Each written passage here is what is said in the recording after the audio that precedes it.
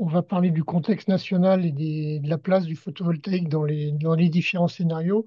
Les scénarios, il y a essentiellement, on s'appuie sur trois scénarios, enfin trois entités qui ont fait des scénarios. L'ADEME, qui a fait quatre scénarios, le RTE, qui a fait six scénarios sur la production d'électricité, et puis le scénario de négawatt.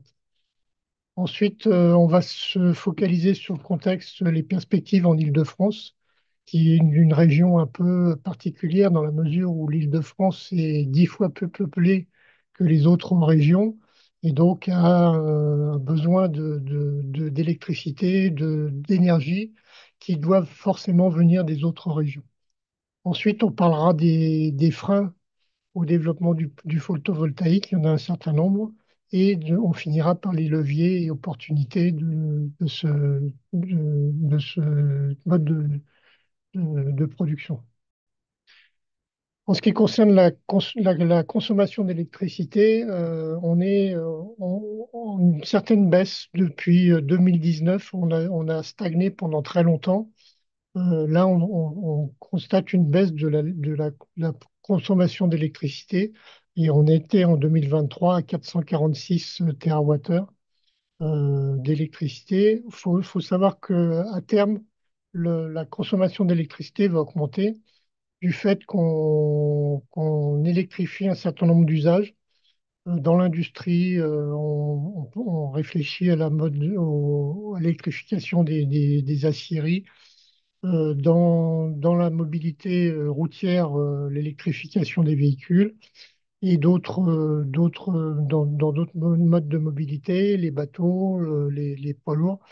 On pense aussi à l'électricité et aussi dans le chauffage, puisqu'on remplace un certain nombre de centrales fossiles par des pompes à chaleur. Euh, En 2023, on a battu un record en ce qui concerne la production d'énergie renouvelable. On était à 551 TWh pour l'éolien, 22 TWh pour le PV. Les niveaux de record vont changer d'année en année, hein. Tous les ans, on va battre des records puisqu'on installe sans arrêt de nouvelles installations, de nouveaux installations. Et donc, tous les ans, on battra forcément ces records-là. Donc la baisse, j'en ai parlé tout à l'heure, assez forte depuis 2019. Et donc cette baisse-là, elle a trois raisons. Il y a d'abord des gestes de sobriété qui sont faits par les citoyens. On a aussi de la précarité, qui est en fait de la sobriété subie, de la précarité énergétique. Il y a des gens qui n'ont pas les moyens de se chauffer correctement. Et donc, il y a une baisse de la consommation qui est due à cette précarité énergétique. Et puis, il y a une réaction aussi face à la hausse des prix. On a eu une hausse des prix importante suite à la guerre en Ukraine. Donc, il y a trois raisons qui font que cette consommation électrique baisse. Donc on voit ici l'évolution à la fois du PV et du photovoltaïque. On a une augmentation du photovoltaïque qui est beaucoup plus importante ces dernières années, qui est liée en fait à la baisse des coûts de cette production. Donc j'en ai parlé tout à l'heure, on s'appuie sur les scénarios nationaux. RTE 6 scénarios, Négawatt 1 scénario, l'ADEME 4 scénarios. La spécificité de RTE, c'est que c'est que basé sur l'électricité, forcément, puisque RTE, c'est le réseau de transport d'électricité, alors que les deux autres scénarios englobent la totalité des énergies. Il faut savoir que l'électricité ne représente que 25% de notre consommation énergétique, donc la neutralité carbone en 2050 doit s'attaquer aussi aux autres formes de production d'énergie, de consommation d'énergie qui est la mobilité et le chauffage, pour parler de ces principaux postes. À terme, RTE prévoit environ cette part de 25% aujourd'hui qui passera vraisemblablement à 55% en 2050. Donc une prévision en fonction des différents scénarios entre 550 et 750 TWh. 550 TWh, c'est avec une, une, une sobriété vraiment très, très, très prononcée, un peu qui se rapproche du scénario négawatt. 750 TWh, là, il y a beaucoup moins de sobriété. Et il y a une réindustrialisation qui est prévue à terme pour remettre dans le giron de la métropole un certain nombre d'activités qui sont actuellement externalisées. Suivant les scénarios, le PV va être compris entre 86 et 250 TWh. C'est vraiment une fourchette qui est très large, qui dépend vraiment des autres sources d'énergie, notamment est-ce que on développe du nucléaire ou est-ce qu'on n'en développe pas. Donc cette atteinte de la neutralité carbone s'appuie pour les trois entités qui ont fait des scénarios sur la stratégie nationale bas carbone. Stratégie nationale bas carbone qui prévoit une neutralité carbone en 2050. Neutralité carbone, ça ne veut pas dire qu'on émet plus de CO2, ça veut dire que ce qu'on émet en CO2 est absorbé par les forêts, les océans, qui permettent d'absorber un certain nombre de quantités d'énergie, de CO2. L'ensemble de ces scénarios vise la sortie des énergies fossiles à terme en 2050. On sait que ce sera très très difficile puisque actuellement les énergies fossiles représentent 80% des sources d'énergie dans le monde. Et donc ça sera très très difficile de sortir des énergies fossiles. L'ensemble des scénarios se base également sur un fort taux de sobriété et d'efficacité. Il faut savoir que la France a voté en 2015 dans la loi de transition énergétique une baisse de 50% de la consommation d'énergie à terme en 2050. On est très très loin d'atteindre cette trajectoire-là. Et donc, il y aura forcément un progrès à faire dans ce domaine-là. La part des ENR va fortement augmenter, compris entre 50% et 100%. 100%, c'est pour par exemple, le scénario négawatt, et 50%, c'est pour le scénario RTE qui accepte le plus d'EPR, c'est-à-dire à peu près 14 EPR à terme en 2050. Donc, augmentation du mix électrique de l'électricité dans le mix énergétique, je l'ai dit tout à l'heure. Les spécificités du scénario RTE, donc RTE ne traite que la part d'électricité. Donc les trois scénarios sans nouveau nucléaire, les trois scénarios qui s'appellent M0, M1, M2, et puis les trois scénarios avec des EPR N1, N2, N3, euh, avec des variantes très, très importantes en ce qui concerne la production d'énergie renouvelable. La variante sobriété est plus poussée dans un des scénarios et la variante réindustrialisation dans un autre scénario. Il faut savoir que en fait, la sobriété et la réindustrialisation peuvent très bien être concomitants. Le négawatt ne fait qu'un seul scénario. Le triptyque de négawatt, c'est sobriété, efficacité, ENR, c'est-à-dire c'est vraiment la priorité, c'est la sobriété. Ensuite, l'efficacité énergétique, qu'il ne faut pas confondre avec la sobriété. Et en dernier lieu, la production de ENR pour compenser notre consommation d'électricité.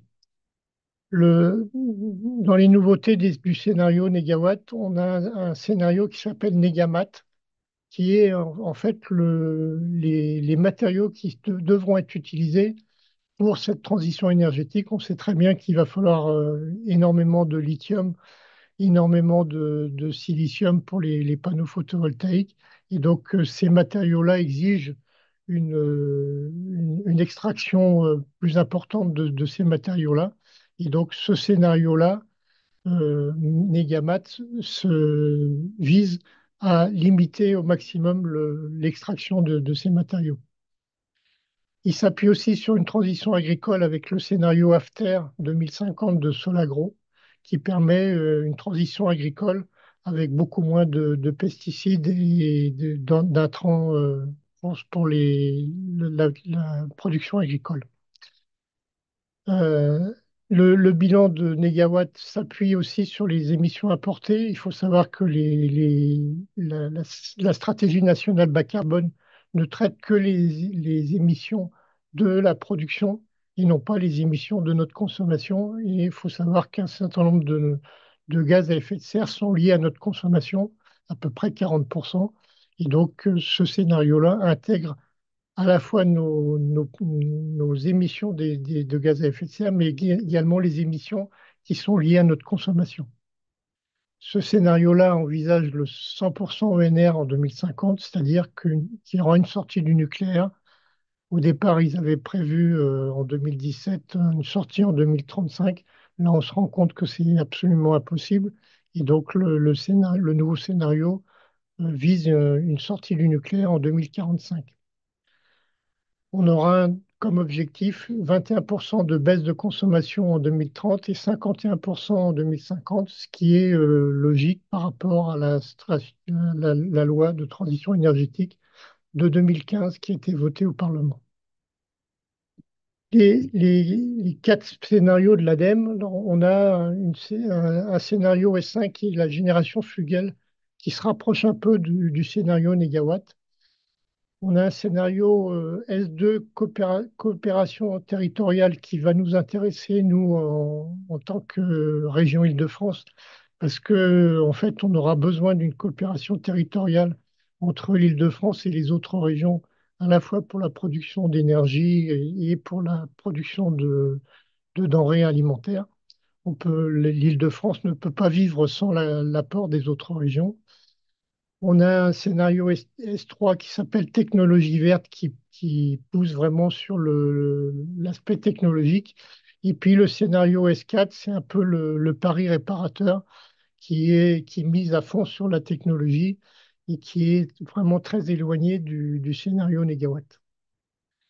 L'ensemble de ces enjeux traite tout l'ensemble des techniques, la gouvernance de territoire et la déclinaison sectorielle, c'est-à-dire qu'on traite à la fois les bâtiments, la mobilité, l'alimentation, l'agriculture, les forêts, l'industrie, les déchets et l'énergie.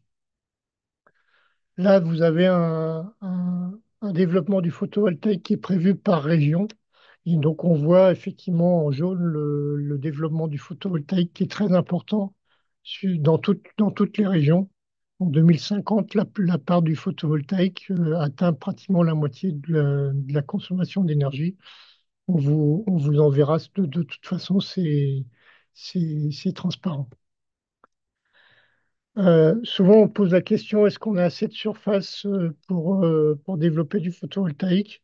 Là, actuellement, si on prend l'ensemble des surfaces artificialisées, c'est-à-dire toitures, les friches industrielles, les parkings, on peut développer à peu près 200 TWh d'électricité photovoltaïque, c'est-à-dire on est au milieu à peu près des scénarios les plus ambitieux qui vise entre 150 et 250 TWh.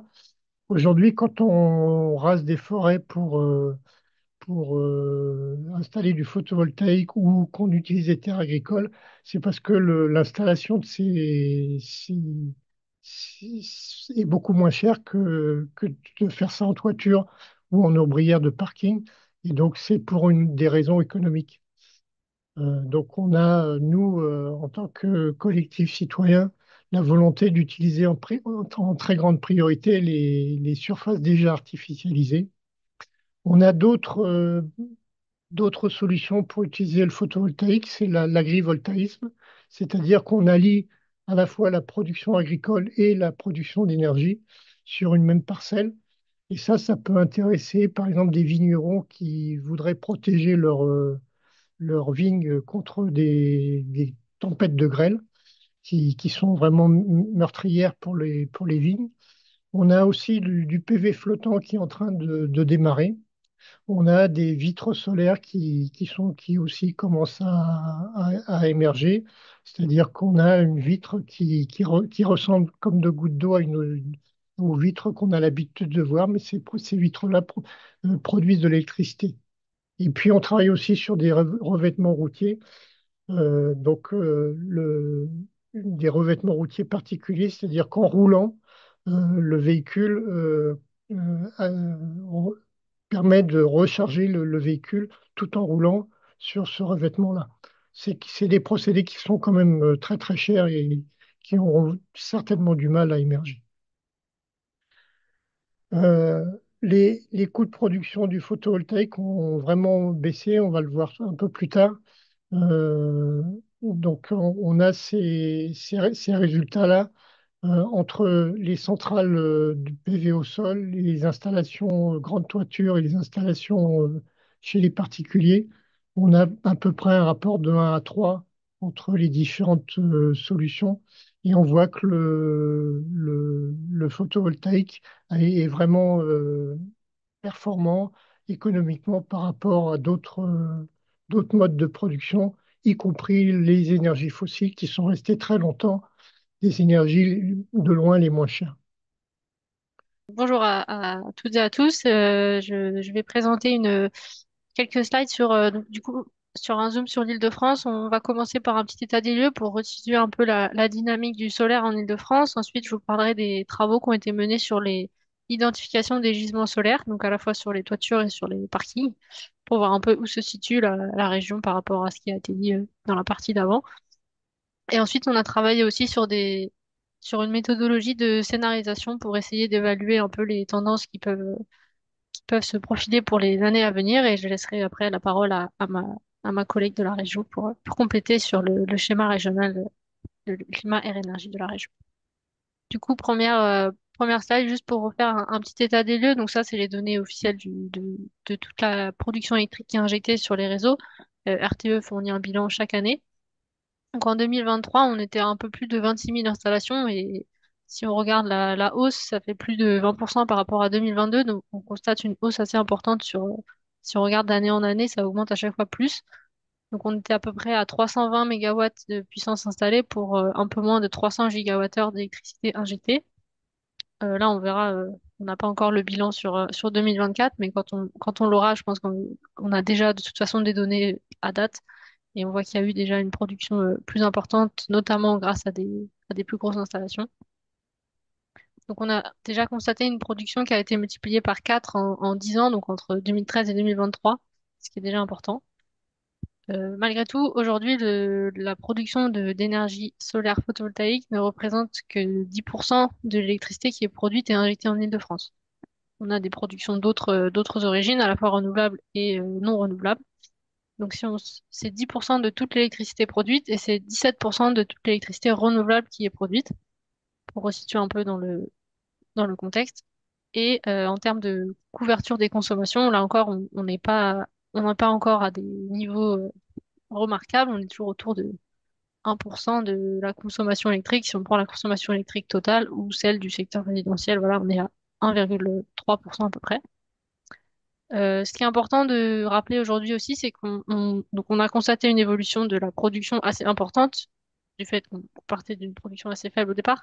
Mais malgré tout, depuis 2021-2022, on a aussi un développement très important de grandes centrales, de grande taille, et donc de puissance assez importante.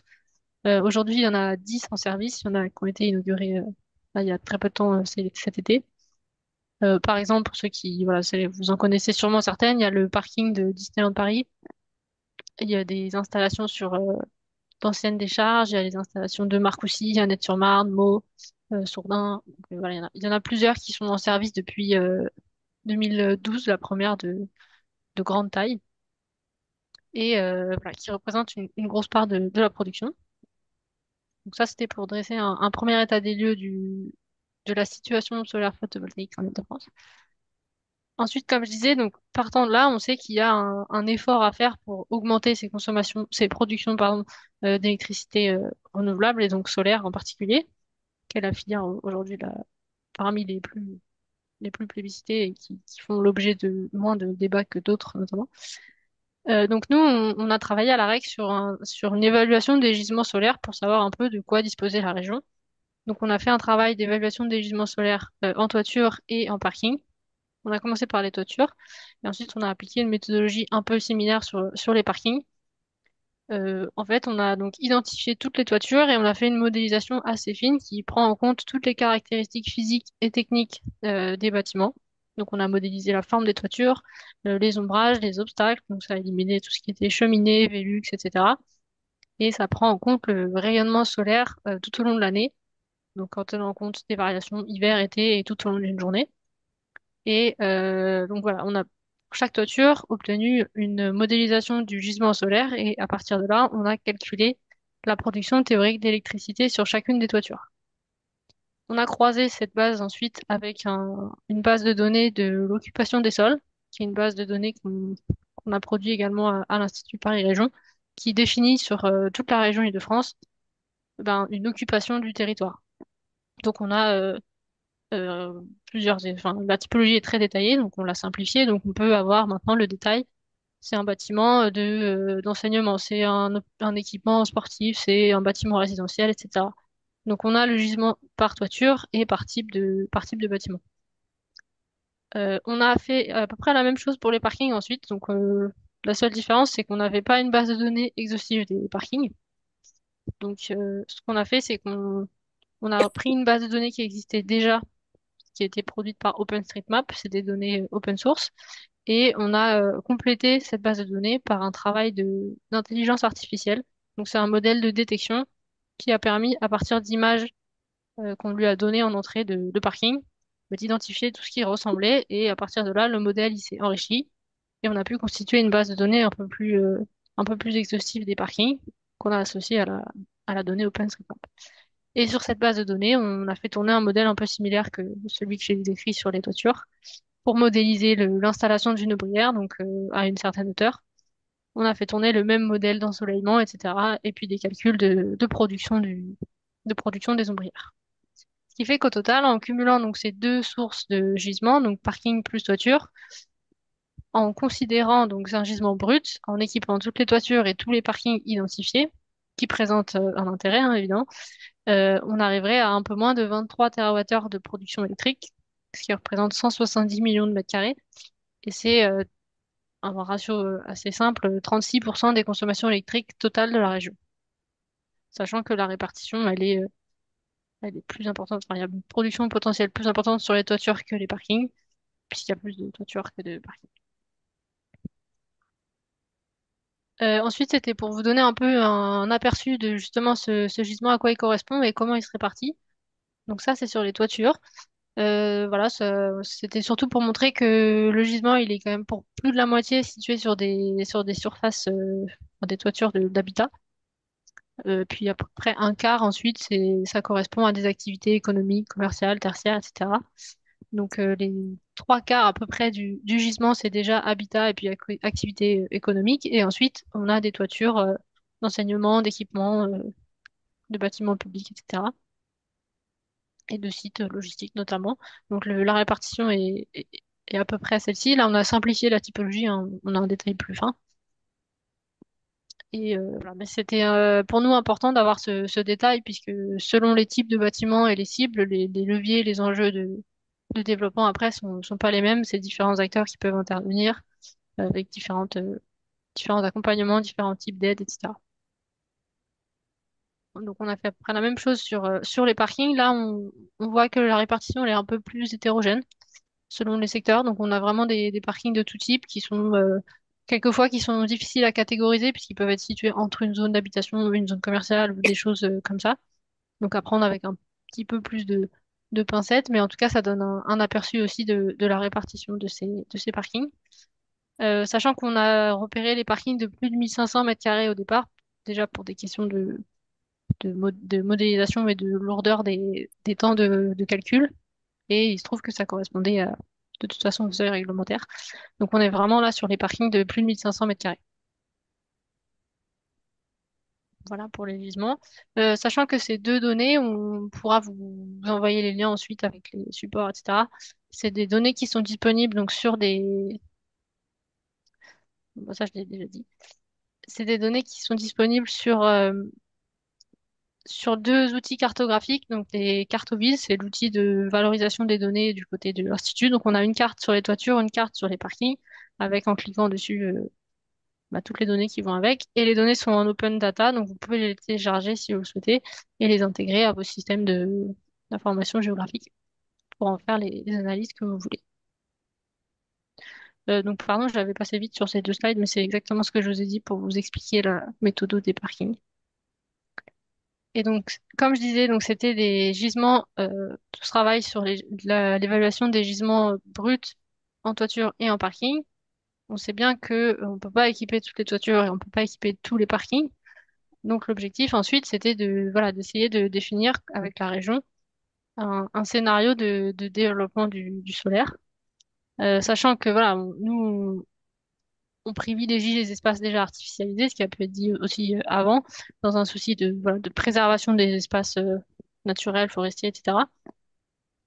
Malgré tout, il y a un développement au sol qui peut être envisagé, et notamment en lien avec ce que je disais au départ. On observe depuis quelques années un développement important des grosses centrales au sol, et notamment sur des sites déjà artificialisés. Donc il y a notamment sur des anciennes carrières, des anciennes décharges, des sites de stockage de déchets, etc., qui sont des zones où on peut pas faire grand-chose de plus, très coûteuses à dépolluer ou difficiles à dépolluer, voire impossible. Donc voilà, on a des projets qui voient le jour là-dessus. Donc pour ce qui est du développement du solaire au sol, à ce jour, on privilégie, en tout cas on encourage la poursuite de cette dynamique sur ce type de foncier déjà artificialisé. Sachant que le gisement est encore important aujourd'hui, il y a des charges et des sites de stockage de déchets qui vont arriver en fin d'exploitation encore et il y a des carrières, etc. Donc voilà, le gisement il est encore important à mobiliser. Il n'est pas du tout exploité encore dans son intégralité. Et donc, à partir de toute cette approche, ce qu'on a voulu faire, parce que ça fait beaucoup de chiffres de gisements, mais ça donne pas une scénarisation. Ce qu'on a voulu faire, c'est de définir une part atteignable de ce gisement à partir de ces chiffres. Donc, ce qu'on a fait, la méthodologie, on a essayé de la simplifier là en cinq points.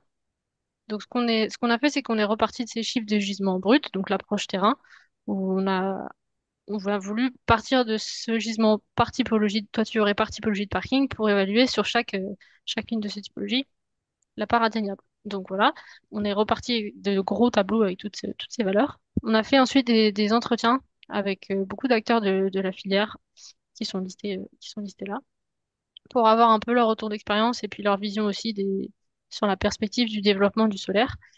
Et on a essayé de modéliser une atteinte du gisement identifié selon différents pas de temps entre 2030 et 2050, en se disant que c'était pas une dynamique forcément linéaire, il y a des choses qui vont se faire plus vite que d'autres, des leviers qui vont se mettre en place plus ou moins rapidement, et donc on va probablement constater un premier développement sur le gisement le plus facile entre guillemets, le temps que, enfin, c'est le plus facile, ce qui paraît logique. Ensuite, le temps que la filière se mette en place, qui est aussi un point important aujourd'hui. Pour atteindre des objectifs ambitieux, ben, il faut avoir tout l'écosystème autour qui permet de les atteindre. Donc, on s'est dit qu'on allait avoir une croissance un peu plus importante le temps que ça se mette en place d'ici à 2040, pour qu'ensuite l'accélération soit peut-être un peu moins importante jusqu'en 2050. Et donc, on a proposé deux scénarios pour l'instant dans notre méthodologie, un scénario plutôt tendanciel en considérant que certains leviers ne sont pas forcément levés ou en tout cas pas complètement, et un scénario plus ambitieux qui permet de réunir un certain nombre de facteurs de succès plus importants que l'autre scénario. Ensuite, voilà, ça c'était c'est vraiment un aperçu, hein, encore une fois, des hypothèses qu'on a pu retenir pour vous donner un peu une idée de la méthode de travail. Donc, on a eu des hypothèses ciblées, hein, comme je disais, sur les toitures, sur les parkings, notamment sur les toitures. On a vraiment distingué les objectifs selon la typologie. On s'est dit qu'il y avait selon les acteurs, c'est plus facile de mobiliser notamment le patrimoine public.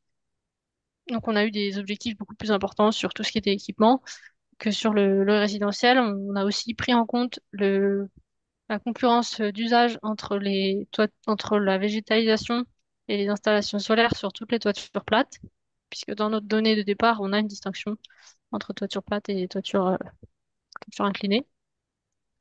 Et on a essayé de prendre en compte au maximum les contraintes architecturales. Donc c'est vrai que sur Paris, on a été peut-être beaucoup moins ambitieux, tenu du fait qu'aujourd'hui, c'est pas facile, voire impossible de poser des panneaux solaires sur des toitures, notamment en zinc. Euh, voilà. C'est pas l'exhaustivité des hypothèses, mais voilà, ça vous donne une idée de ce qui a été pris en compte.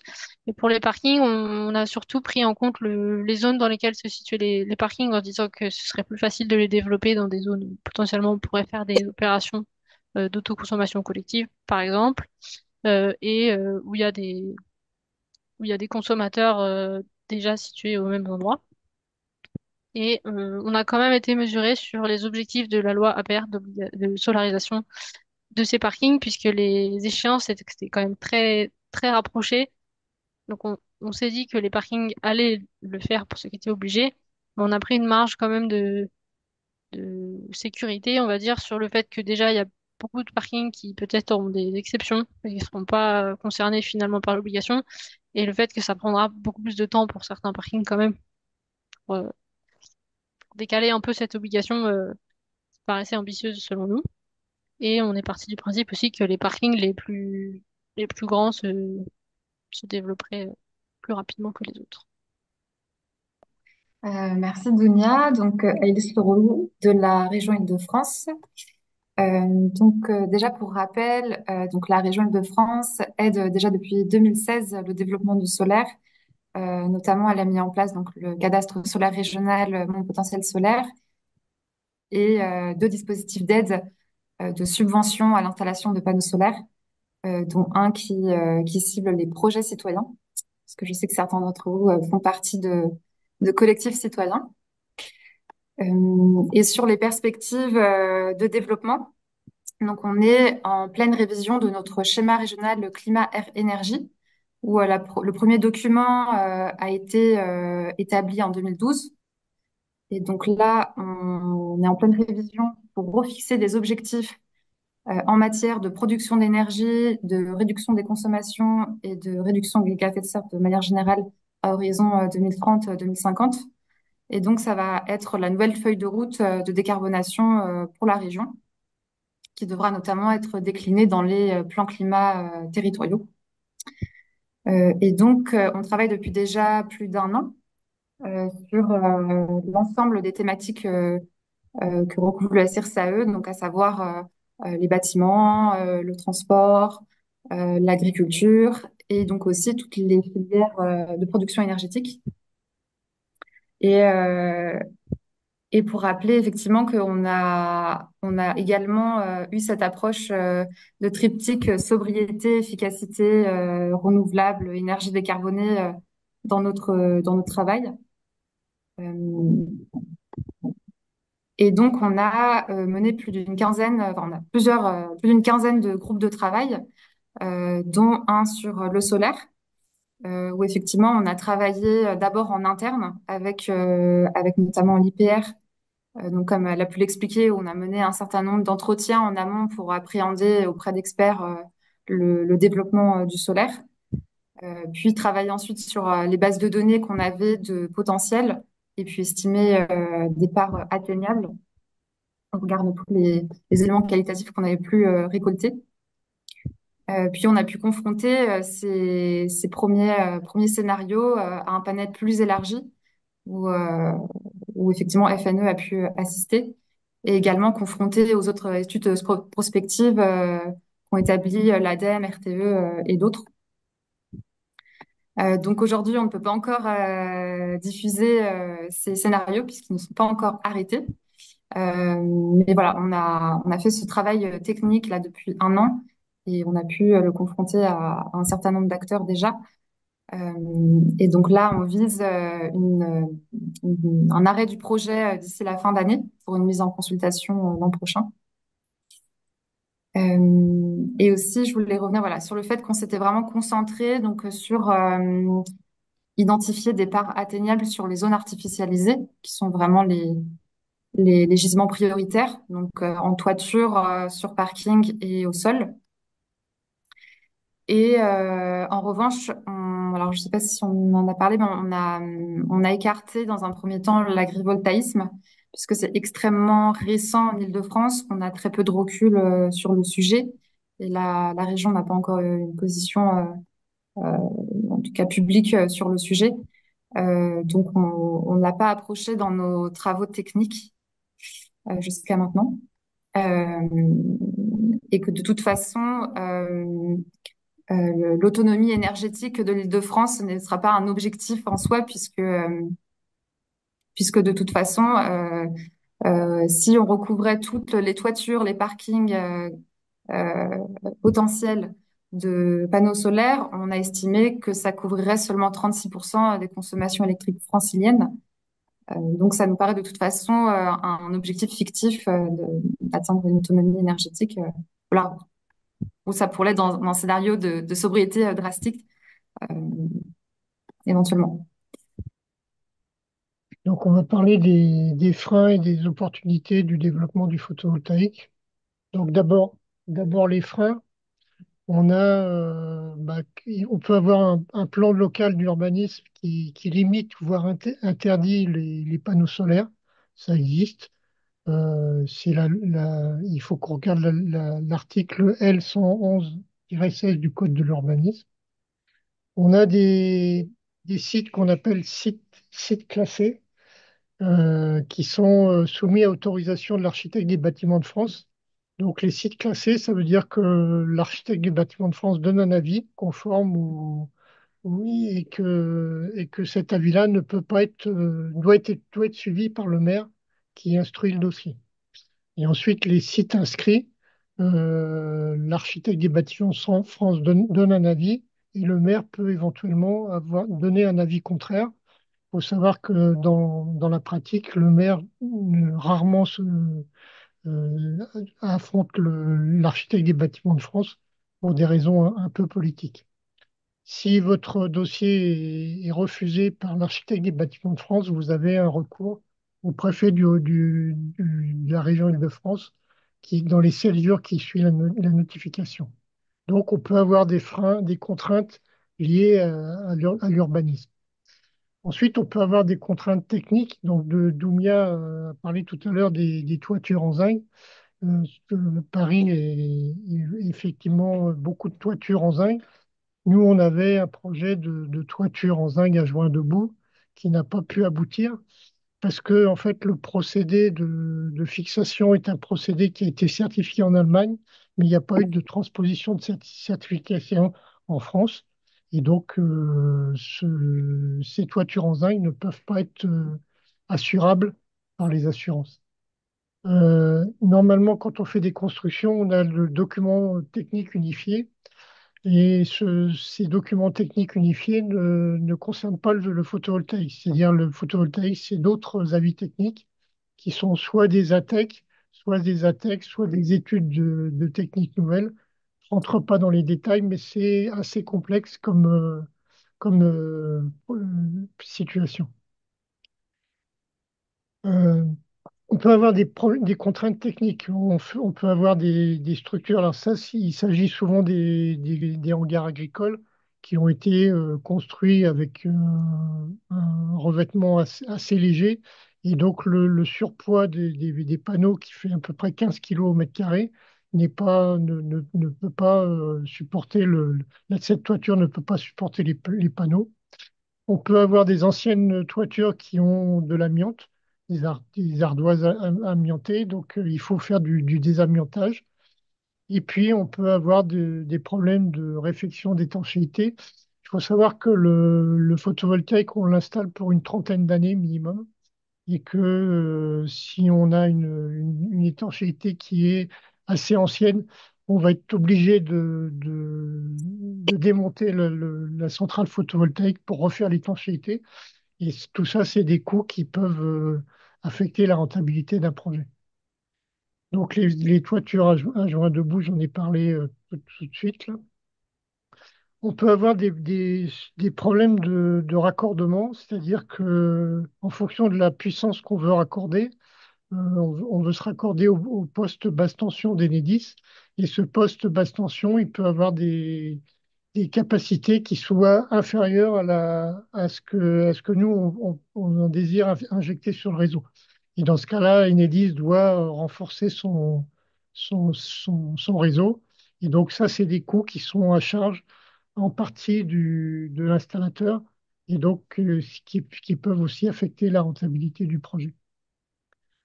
On a des délais d'instruction qui sont vraiment très importants. Une durée pour une centrale solaire au sol, par exemple, il faut 4 ans en France, contre à peine plus d'1 an en Allemagne. Donc, il y a des délais d'administratifs qui sont vraiment importants. Euh, des projets en toiture et en ombrière, c'est pareil, les délais d'obtention des autorisations administratives sont beaucoup plus importantes que dans les autres pays. Au niveau du photovoltaïque, on a une dépendance vraiment importante de la Chine, c'est-à-dire que quand on revient 15 ans en arrière, on avait à peu près 80% du photovoltaïque qui était fabriqué par trois entités géographiques, l'Europe, les États-Unis, le Japon. Et aujourd'hui, la Chine a pratiquement le monopole de la fabrication des panneaux photovoltaïques, y compris et de façon plus importante pour les cellules. Il faut savoir qu'un panneau qui est aujourd'hui intitulé Fabriqué en France, il est fabriqué à partir de cellules qui ont été fabriquées dans les pays asiatiques. Donc on a une dépendance très très forte de la Chine sur ces panneaux photovoltaïques. Aujourd'hui, les industries qui fabriquent les panneaux photovoltaïques en Chine développent beaucoup plus de panneaux que notre besoin global au niveau mondial. Et donc inondent le marché avec une surproduction de panneaux qui sont souvent subventionnés par le pays. Les opportunités, maintenant, heureusement, il y en a.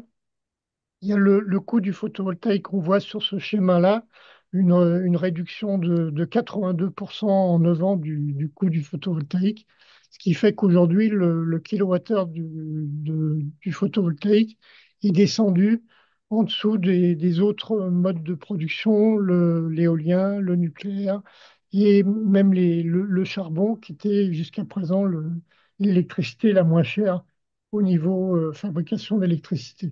Donc, on a cette opportunité du photovoltaïque qui fait que c'est une énergie de plus en plus compétitive. Ça, c'est un schéma un peu barbare, mais on voit en fonction des couleurs les différentes technologies du photovoltaïque qui émergent pour certaines et qui sont plus anciennes pour d'autres. On voit une progression du rendement des panneaux photovoltaïques qui aujourd'hui tournent autour de 20% et qui atteindront vraisemblablement 35 ou 40% dans les années à venir avec la maturité de certaines technologies comme les hétérojonctions.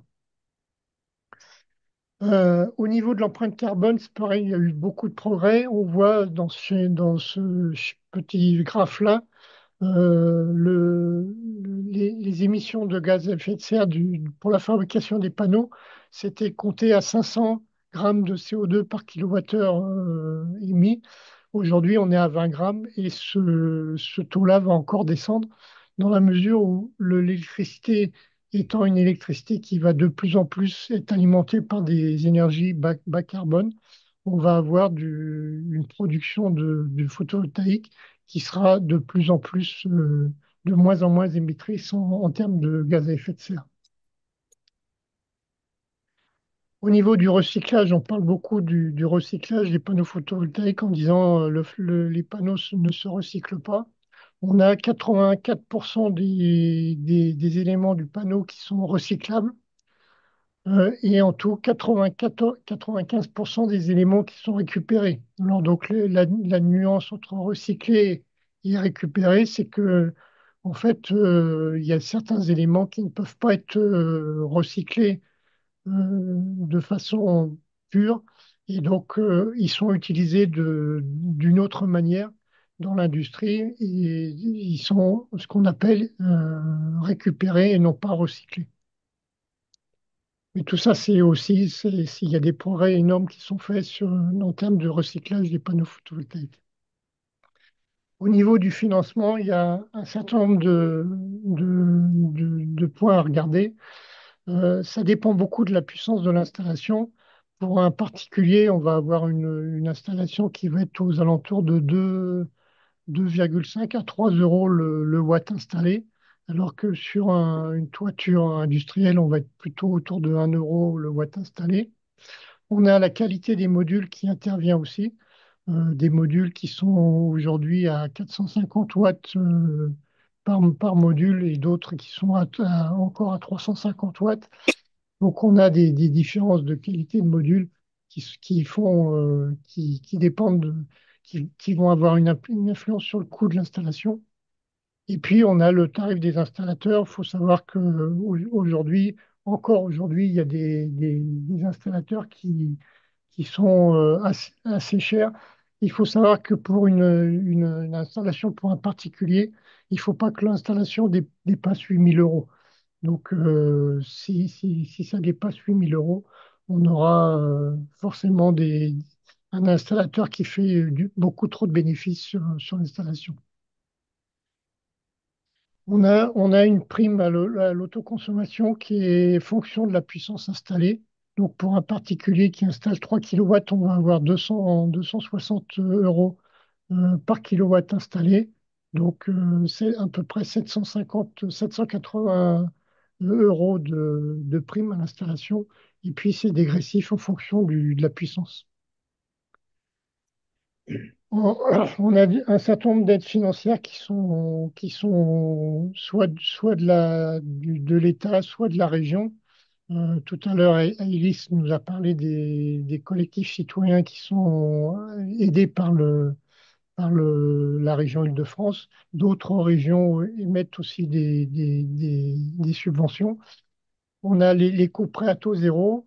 On a l'exonération d'impôts pour certaines tranches de contribuables, la TVA à taux réduit, des aides locales donc de la région ou des collectivités territoriales.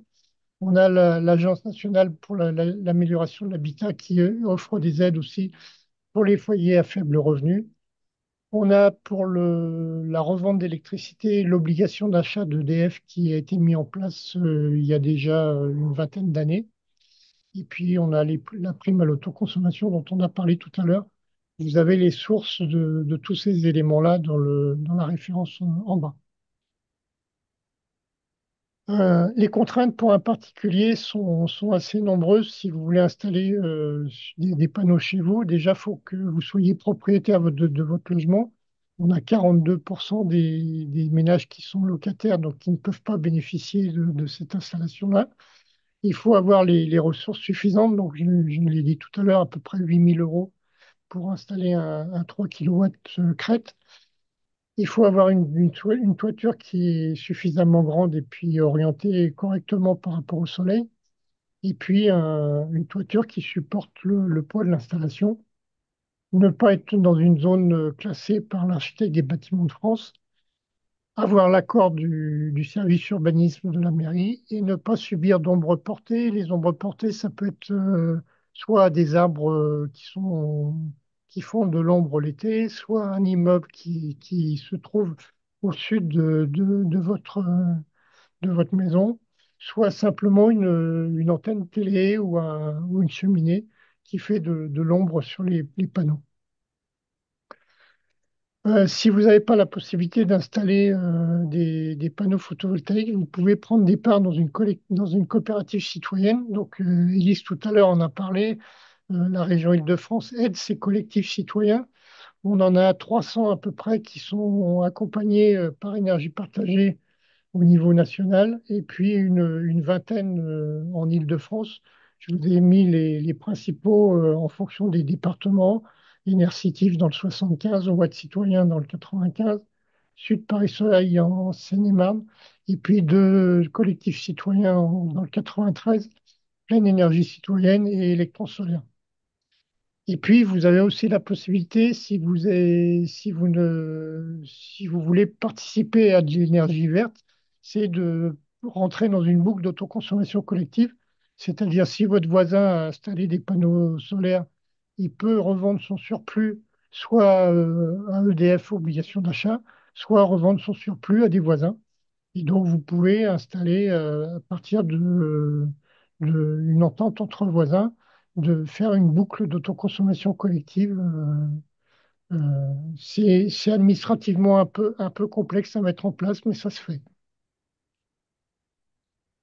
Et donc, ce webinaire touche à sa fin quant à la présentation. On souhaite remercier OWAT Citoyen, donc, qui est représenté par Patrick Russell, qui en est le président, l'AREC, évidemment, qui a assuré la deuxième partie, le FNE Val d'Oise, représenté par Jean-Pierre Cocrez, et enfin France Nature Environnement. Maintenant, il y aura un temps de débat, de questions-réponses.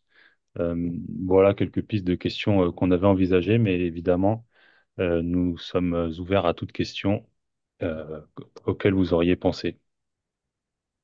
Peut-être vous pouvez lever la main sur il y a un système pour lever la main sur Zoom, ou autrement répondre aux questions du chat. On va peut-être commencer par ça. Donc il y avait une première question pour Aïlis. Comment les assos citoyens peuvent-elles participer aux travaux sur le SRCAE? Oui, merci pour la question. Effectivement, on a dû, dans un premier temps, où on était vraiment sur des groupes de travail restreints, euh, choisir un nombre limité de participants. Donc, on s'est concentré sur des associations généralistes comme FNE pour représenter de manière générale enfin, ces diverses sensibilités. Euh, donc, on n'a pas pu inviter toutes les assos citoyennes qui existent sur le territoire, malheureusement.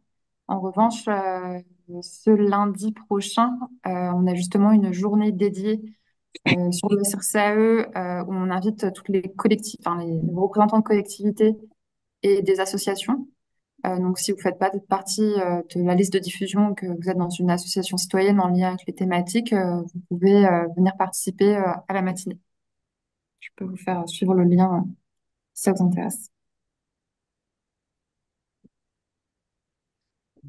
Très bien, merci beaucoup. Une autre question. Pourrez-vous nous parler des risques liés au recyclage des panneaux solaires si ça existe vraiment? Et une autre question qui peut s'accompagner, enfin qui peut l'accompagner, quels taux de panneaux photovoltaïques sont effectivement recyclés et non pas simplement recyclables? Alors, effectivement, on a parlé du recyclage tout à l'heure un peu brièvement. Quand on achète des panneaux qui soient de n'importe quelle origine, en France, on paye une écotaxe pour le recyclage des panneaux. Aujourd'hui, cette écotaxe permet de recycler les panneaux, c'est-à-dire qu'on a une société qui s'appelle Soren qui recycle les panneaux. Et donc le taux, comme on l'a dit tout à l'heure, il varie entre 85 et 94% de recyclage des panneaux. Cette écotaxe, aujourd'hui, il y a très peu de panneaux qui sont recyclés parce que les panneaux qui sont recyclés aujourd'hui, c'est des panneaux qui ont été installés il y a 30 ans, au moment où on installait très peu de panneaux photovoltaïques. Cette filière-là va monter en compétences et en activité, forcément au fur et à mesure que les panneaux vont arriver en fin de vie. Aujourd'hui, on peut dire qu'en France, on est un peu à la pointe du recyclage des panneaux, contrairement à d'autres politiques qui ont lieu dans d'autres pays, y compris des pays européens. Quels sont les prix d'électricité à l'obligation d'achat et pour combien de temps encore? Alors, on ne sait pas combien de temps va durer l'obligation d'achat. Il faut savoir que l'obligation d'achat, elle dépend de plusieurs critères. Elle dépend de la puissance de l'installation. Plus l'installation est puissante et plus le tarif est bas. Elle varie tous les trimestres, c'est-à-dire que c'est la commission de régulation de l'énergie qui propose les tarifs tous les trimestres Et donc, ça change tous les trimestres. Pour combien de temps ça va durer, on n'en sait rien. Ce qu'il faut savoir aujourd'hui, c'est que le tarif d'achat est beaucoup moins compétitif qu'il n'était il y a certaines années. En 2010, on avait des tarifs d'achat aux alentours de 60 centimes le kilowattheure, alors qu'aujourd'hui, il est descendu aux alentours de 10 centimes. Aujourd'hui, vous avez plus intérêt à autoconsommer cette énergie-là plutôt que de revendre l'électricité. En général, on fait de l'autoconsommation et on revend notre surplus. Question suivante. Dans le même esprit que l'agrovoltaïsme et l'agrivoltaïsme, est-il possible de promouvoir conjointement l'énergie photovoltaïque et les efforts de végétalisation et de promotion de la biodiversité en milieu urbain? Alors, effectivement, on a toujours cette distinction entre photovoltaïque et végétalisation. C'est pareil pour les parkings, hein. La loi oblige à végétaliser au moins 50% du parking ou à installer des panneaux, des panneaux solaires sur des ombrières. On peut pas forcer, on peut pas faire les deux. Si on met des arbres, ça fait de l'ombre au panneau. Et donc, soit on choisit de mettre de la végétalisation, soit on met des panneaux. On peut jamais mettre les deux en même temps. Donc, il y a les deux possibilités qui sont complètement différentes. Comment motiver les entreprises à couvrir les parkings de leurs employés? Peuvent-elles aussi avoir des subventions? Peuvent-elles être conseillées par le département ou la région? Alors, les entreprises, en fonction de la surface, sont obligées en fait d'installer des panneaux en fonction de leur surface de toiture. Et les aides, effectivement, là, j'ai pas les éléments de réponse à apporter. Il y a certainement des aides qui peuvent être apportées par les différentes entités publiques. Et comment évoluer les contraintes techniques et les frais de fonctionnement de maintenance pour l'équipement d'un parking d'entreprise? Alors, il faut savoir que au niveau photovoltaïque, il n'y a pas de pièces mobiles, donc il y a très peu de maintenance. La maintenance se limite souvent à nettoyer les panneaux, à vérifier le serrage des câbles. Et puis, la pièce la plus fragile dans une installation photovoltaïque, c'est l'onduleur. L'onduleur doit être changé tous les 10 ou 15 ans. Donc, il faut prévoir un changement d'onduleur en milieu de vie de l'installation. Comment un particulier peut-il trouver un artisan fiable et éviter les arnaques? Alors, effectivement, ça, c'est un problème difficile parce que il y a beaucoup d'arnaques dans le domaine. Euh, La fiabilité, il faut vraiment donc il y a des qualifications à avoir. C'est-à-dire que l'installateur, il doit être qualifié quali PV et puis des qualifications ENR. S'il n'a pas ces qualifications-là, il faut vraiment le rejeter. Il ne faut pas utiliser un installateur qui n'a pas ces qualifications-là. Mais ça n'empêche qu'il faut être assez prudent pour éviter. Il y a Jean-Pierre qui veut intervenir sur le Oui, sujet. oui, c'est pour les installateurs, c'est vous méfier des salons, hein. Il y a des salons où il y a des installateurs qui proposent des installations, quoi. Et sachez que quand vous signez dans une commande dans un salon, vous ne pouvez pas vous rétracter, hein. Quand on signe avec un installateur en dehors des salons, vous avez le délai légal de rétractation. Mais dans un salon, c'est comme si vous passiez la commande tout de suite sans rétractation. C'est un règlement spécifique pour les salons liés à l'énergie, etc. Donc, il faut faire attention. En fait, il ne faut rien signer. Peut-être une question pour la REC également. On a parlé de la loi sur les parkings, mais est-elle applicable dès maintenant sur les surfaces adéquates? Car le nombre de grands parkings sont encore sans protection, ni arbres ni panneaux. Alors, pour les parkings, il y a différentes échéances. C'était 2026 et 2028. Donc, l'échéance n'est pas atteinte. Et j'ai notamment pour ceux que ça intéresse, Intéresse parce que la loi, elle est assez compliquée entre les types de, notamment bâtiments et parkings, hein, je parle des deux, entre le type de bâtiment existant, rénovation, construction neuve, etc. Il y a beaucoup de choses qui changent un peu. J'essaie de retrouver le lien, un lien dans une des questions dans le chat, de faire un document qui synthétise tout ça, qui a été fait par des collègues de la région Pays de la Loire, de la structure qui s'appelle Atlansen, et qui a fait un guide de synthèse de toutes les obligations avec donc les typologies de cibles, donc les toitures, les bâtiments selon leur usage, et les échéances, les surfaces, végétalisation, solarisation, etc. Donc je vous invite à aller voir ce lien. Je peux le remettre. Comment alimenter le réseau électrique sans coupure avec des énergies intermittentes fluctuantes? Bon, ça, c'est la question qui revient systématiquement. Euh, Cette question-là, elle est essentielle, hein. C'est-à-dire que quand on regarde des années en arrière, les experts nous disaient, dès qu'on va dépasser 5% d'énergie renouvelable intermittente, le réseau ne tiendra pas. Aujourd'hui, on est aux alentours de 20 à 30% et ça tient toujours. C'est-à-dire qu'au fur et à mesure qu'on développe les énergies renouvelables, forcément, le réseau s'adapte et trouve les solutions pour permettre d'intégrer des énergies renouvelables. Ensuite, il va falloir qu'on trouve des solutions de stockage de l'énergie, puisque forcément, on consomme de l'énergie au moment où, à des moments où il n'y a pas de vent, où il n'y a pas de soleil. Et donc, il va bien falloir trouver des solutions pour stocker cette énergie-là. Donc, on a des solutions qui émergent, qui sont aujourd'hui balbutiantes, comme la production d'hydrogène. Aujourd'hui, quand on consomme, l'industrie consomme à peu près 1 million de tonnes d'hydrogène, ça émet 10 millions de tonnes de CO2 dans l'atmosphère. Cet hydrogène-là, il faudrait qu'il soit produit par des électrolyseurs, c'est-à-dire qu'au moment où on a beaucoup plus d'énergie que ce qu'on consomme, on peut mettre en place des productions d'hydrogène. Cet hydrogène-là peut servir dans l'industrie, il peut servir aussi pour la mobilité électrique, il peut être injecté dans le réseau de gaz aux alentours de 7 à 8%, pas plus.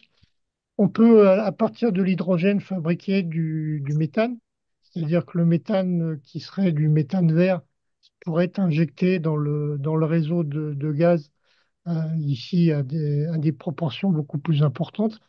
Il va falloir qu'on trouve des solutions de stockage. Alors, on a aussi la possibilité de stocker l'énergie dans ce qu'on appelle des steppes, c'est-à-dire des, des centrales hydrauliques. Au lieu on remonte l'eau dans les barrages au moment où on a une production d'énergie qui est excédentaire et on consomme cette énergie-là au moment où cette énergie est déficitaire. On a aussi beaucoup de possibilités, c'est-à-dire au fur et à mesure qu'on va avoir le développement de la mobilité électrique, on va pouvoir utiliser les batteries des voitures électriques pour stocker l'énergie en journée et la restituer la nuit. C'est-à-dire que votre batterie de voiture électrique peut servir de batterie comme une batterie domestique et donc utiliser cette énergie-là au moment où vous en avez besoin. Il y a énormément de possibilités de résoudre ce problème d'intermittence. Aujourd'hui, comme ces éléments-là ne sont pas en place, on a des fluctuations de prix de l'énergie, on a des moments où l'énergie devient négative, c'est-à-dire qu'on paye les consommateurs pour consommer de l'énergie, puisque cette énergie, elle est disponible et on ne sait pas quoi en faire. L'électricité, par définition, ne se stocke pas, et donc il faut qu'on trouve des moyens de stockage autres à mettre en place. Et ces moyens-là ne sont pas encore suffisamment en place. Existe-t-il un document réunissant les fausses idées sur le PV avec des réponses étayées pour les déjouer? Oui, tout à fait. Ce document-là, il existe. On peut éventuellement vous le transférer après le webinaire. Il y a un document qui est excellent, qui a été fait par tu te souviens, Jean-Pierre? Ouais. C'est un laboratoire de recherche, Ouais. là. On ne l'a pas mis en début de... Non, on l'a pas mis, mais Il y a- on peut vous donner le lien pour le télécharger. Il est téléchargeable gratuitement et il est vraiment excellent comme document. Très complet, il répond à plein de questions. On peut approfondir les formations. On est très très bien. On vous enverra le lien. Ouais. Donc, oui, on vous enverra le lien en même temps qu'on vous enverra la présentation d'aujourd'hui. Euh, Nouvelle question. L'installation de PV en panneaux flottants et ou au sol sur milieu naturel reste-t-elle la solution prioritaire proposée par les promoteurs par rapport au parking toiture? Première question. Et pour exemple, l'installation sur les carrières, anciennes carrières a été évoquée, mais elles sont censées être remises en état en faveur de la nature, et l'installation de PV va donc au contraire de cela. En fait, quand on installe du PV sur les friches qu'on appelle des friches industrielles, c'est que ces friches-là vont rester polluées pendant un certain nombre d'années. Et donc, plutôt que de laisser ces terrains-là non utilisables, on installe des panneaux. Et puis, dans quelques décennies, si effectivement la nature a permis de dépolluer ces zones-là, on pourra les réutiliser. Mais pour l'instant, quand on dit friche industrielle, ça veut dire que ces sols-là vont rester pollués pendant plusieurs décennies et ça nous laisse le temps de faire ces installations-là. Sur le PV flottant ou je ne sais pas s'il y a une priorité. Il faut vraiment utiliser toutes les possibilités d'installation qu'on a. Sur le PV flottant, on n'a pas d'études sur l'impact environnemental du PV flottant. C'est-à-dire que comme il y a très peu d'installations aujourd'hui, on ne sait pas s'il y a un impact sur la faune qui existe dans ces zones-là. Donc, il faut rester prudent sur sur ce mode-là. Euh, pour revenir sur la question de tout à l'heure et un document réunissant les fausses idées sur le PV, il y a un lien qui a été envoyé dans la discussion par Dounia, donc avec les infos et les intox sur le sujet. C'est Oui, il un y en a document plusieurs qui ont parmi été d'autres, hein. Je ne sais pas si c'est celui auquel vous pensiez, mais c'est un document c'est pas qui celui-là, existe. mais Ça viendra en il y complément en a, parce il que y en a Il y en a plusieurs qui plusieurs. existent. Il y en a un qui a été fait par Greenpeace. Il y a celui que vous proposez là, mais celui dont on parlait tout à l'heure, c'est un document du CNRS qu'on vous enverra aussi. Hum, Et Aurélien envoie le lien du photoscope de FNI. nouvelle question sur le rôle de la Chine dans la production de panneaux de photovoltaïques. Comment sortir de cette hégémonie chinoise sur le PV? Est-ce que vous avez un avis? Ça va être très compliqué parce que vraiment, ils ont ils sont leaders sur le domaine. Ça va être, bon, il y a des ambitions au niveau européen de reprendre la production de panneaux photovoltaïques. Il faut savoir qu'aujourd'hui, les panneaux qui sont estampillés, fabriqués en France, c'est des panneaux qui sont moins performants que les panneaux chinois et qui sont beaucoup plus chers. Donc, le combat est un peu inégal. Ça va être un combat qui est très difficile, mais qu'il faut mener absolument. Euh, Il y a Aurélien de FNE PACA qui lève la main. Vous pouvez prendre la parole. Si- Oui, bonjour, vous m'entendez bien? Oui, Oui, oui, c'était juste pour répondre à cette question-là. Il y a différents projets qui existent en France de production de panneaux photovoltaïques.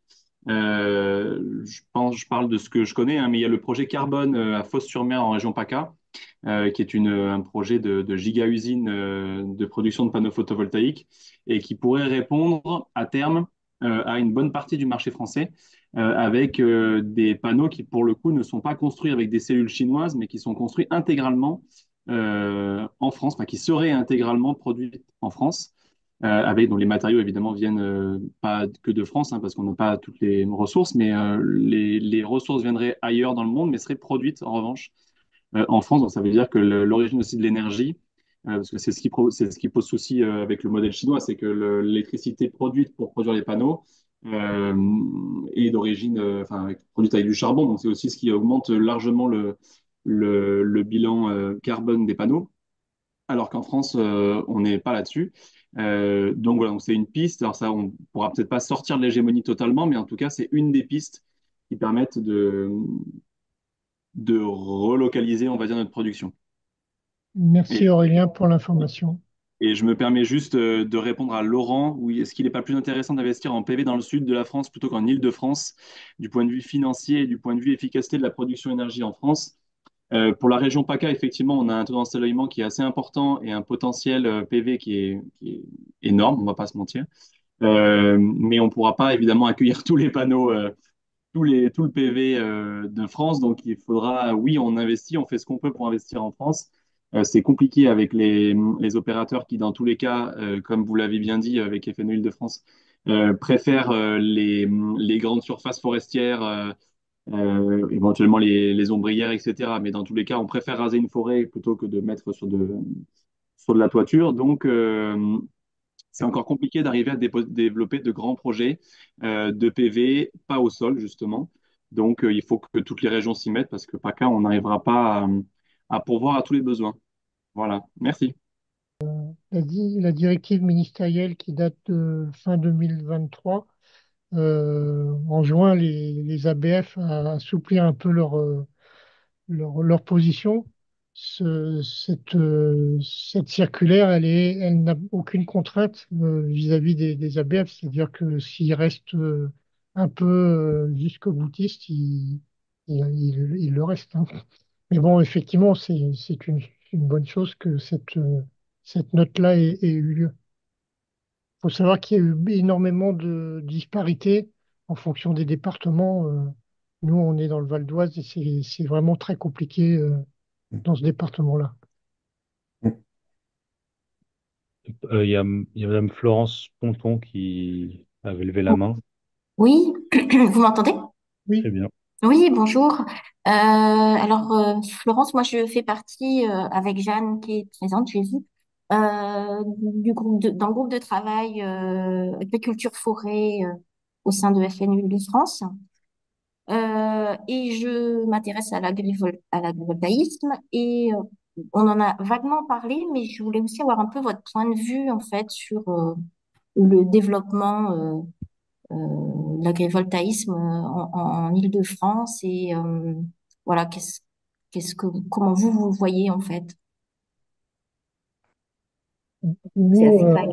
l'agrivoltaïsme, il y a un danger dans ce procédé-là, c'est que du fait que les agriculteurs ont du mal à vivre de leurs ressources agricoles, ils utilisent en fait la production d'énergie comme complément de revenus. Et Mhm, si le complément de revenus est bien supérieur aux revenus qu'ils peuvent obtenir de leur activité agricole, bah, qui délaissent à terme l'activité agricole. Donc le principe de l'agrivoltaïsme, c'est bien de maintenir l'agriculture et la production d'énergie sur la même parcelle. Il y a un danger, effectivement, comme vous le dites, de développement de l'agrivoltaïsme si à terme, ça fait disparaître la parcelle agricole.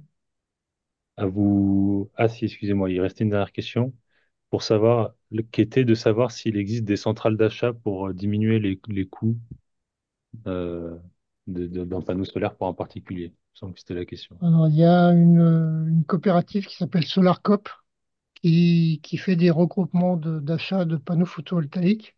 Donc, je pense que si vous tapez SolarCop dans votre moteur de recherche, vous allez tomber sur eux. Et donc, ils proposent à des particuliers de se regrouper et puis d'avoir des tarifs intéressants sur l'installation de panneaux. C'est souvent des panneaux qu'on installe soi-même. Autrement, nous avions une question maintenant à vous poser. C'était de connaître vos motivations pour participer au webinaire.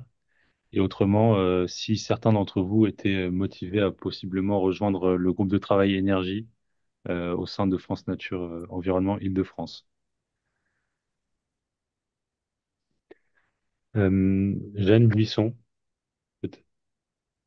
Oui, bonjour. Donc, comme l'a dit Florence, je suis pilote du groupe de travail agriculture-forêt de FNE Île-de-France. Et bien sûr, ce sujet, il est à la croisée, on va dire, des thèmes énergie, agriculture, et aussi forêt et urbanisme. Donc, étant originaire de Seine-et-Marne, on a déjà sur notre sol quelques centrales qui ont été citées tout à l'heure, hein, centrales au sol. Ça, c'est une chose, mais même s'il n'y en a pas encore, on voit arriver des projets d'agrovoltaïsme qui nous interpellent beaucoup. Je voulais un peu faire le lien avec la vision que on pouvait avoir avec nos partenaires et nos associations adhérentes sur ce sujet-là, en sachant que je suis aussi membre de la commission départementale d'aménagement commercial de Seine-et-Marne, où, bien sûr, lorsqu'il y a extension d'une surface commerciale, viennent se greffer des obligations d'un certain pourcentage de panneaux photovoltaïques sur les toitures. Voilà, donc tout est lié et je pense qu'il faut évidemment prendre la question de façon globale et pas seulement sur un seul biais. Tout à fait. Par contre, je voulais revenir, alors je sais plus qui a dit ça, s'il y a un peu de temps. En tant que particulier, j'ai au fond de mon jardin un garage et j'ai voulu l'équiper il y a 2 ans. Et je reviens sur ce qu'a dit, euh, alors je ne sais plus qui, excusez-moi, sur le fait que c'était pas si simple de s'équiper. Et moi, en fait, j'ai eu de la part de mon fournisseur EDF quelqu'un qui est venu et qui nous a proposé sur un petit toit de 35 mètres carrés une installation à 16 000 euros en nous disant que ça valait pas la peine. Enfin, ça avait l'air extrêmement compliqué, extrêmement peu viable financièrement. Et en fait, c'est vrai que ça a l'air d'être la jungle encore et c'est difficile en tant que particulier de savoir à qui s'adresser pour. Enfin, je trouve aussi que je sais pas, ça a pas l'air simple et ça a pas l'air évident. Enfin, en- quand on Non, s'adresse à. une installation à 16 000 € pour un particulier, c'est vraiment trop cher, hein. Il faut pas que ça dépasse ce que j'ai dit tout à l'heure. Il faut pas que ça dépasse 8 000 € pour 3 kilos. 3 kilowatts, ça veut dire à peu près 8 panneaux. Si ça dépasse 8 000 €, c'est beaucoup trop cher. Donc voilà. Mais en fait, oui, c'est moi qui ai posé cette question. J'ai parcouru rapidement le document qui m'avait été poussé là pour répondre à la question. Mais est-ce qu'on a un état des lieux justement des nouveaux parce qu'en fait les promoteurs peuvent le faire le choix entre panneaux solaires, végétalisation, etc. Mais quelle est la part des panneaux solaires qui sont vraiment installés sur des nouveaux bâtiments? Est-ce que quand ils construisent, ils répondent à un cahier des charges de structures qui peuvent à plus long terme accueillir des panneaux solaires ou c'est pas du tout dans leur cadre dans leur cahier des charges? Alors, effectivement, il y a souvent un cahier des charges qui est émis par le promoteur, et donc dans ce cahier des charges, on lui dit d'installer des panneaux photovoltaïques. Puis ensuite, derrière, il y a, si on veut que les panneaux photovoltaïques produisent de l'électricité, il faut qu'ils soient raccordés au réseau. Mais là, les démarches administratives sont très compliquées. Et souvent, le promoteur, lui, il laisse tomber. C'est-à-dire on lui a dit d'installer des panneaux, il a installé des panneaux. Et puis, ces panneaux-là ne servent à rien parce que ils n'ont pas été raccordés au réseau. Donc, il y a des entreprises qui se sont spécialisées, en fait, pour récupérer toutes les centrales qui ont été comme ça construites sans être raccordées au réseau pour pouvoir les raccorder puis profiter de l'énergie qui est produite. Le problème des démarches administratives en France est vraiment un gros problème. C'est-à-dire que il faut le vouloir pour aller au bout d'un projet. Hmm. Monsieur Ok. Philippe Mans. Oui, peut-être un tout petit complément de réponse. Donc, en gros, quand on construit un bâtiment, qui conçoit, on doit respecter la réglementation thermique. Et c'est ça qui définit le nombre de consommation d'unités d'énergie par mètre carré selon des règles très compliquées et qui peut éventuellement pousser à installer du panneau photovoltaïque quand on construit en neuf, en fait. Et pour la rénovation, ben, il y a rien.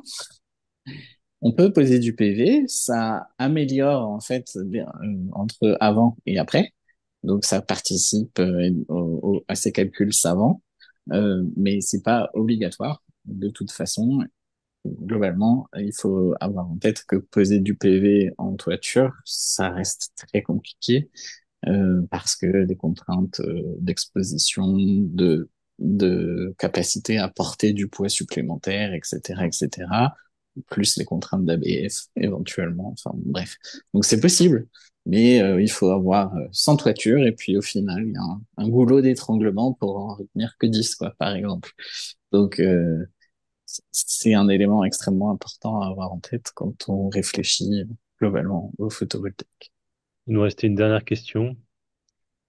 Et puis, oui, après, ça va, le webinaire et les échanges vont prendre fin. La question était la suivante. Pouvez-vous dire un mot des panneaux thermiques pour eau chaude, premier point de consommation pour les ménages en dehors d'un chauffage électrique?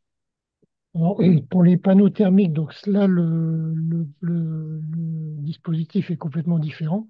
C'est-à-dire qu'on a un fluide caloriporteur à l'intérieur du panneau qui permet de produire soit l'eau chaude, soit le chauffage pour l'hiver. Et c'est un rendement qui est beaucoup plus élevé que le rendement photovoltaïque.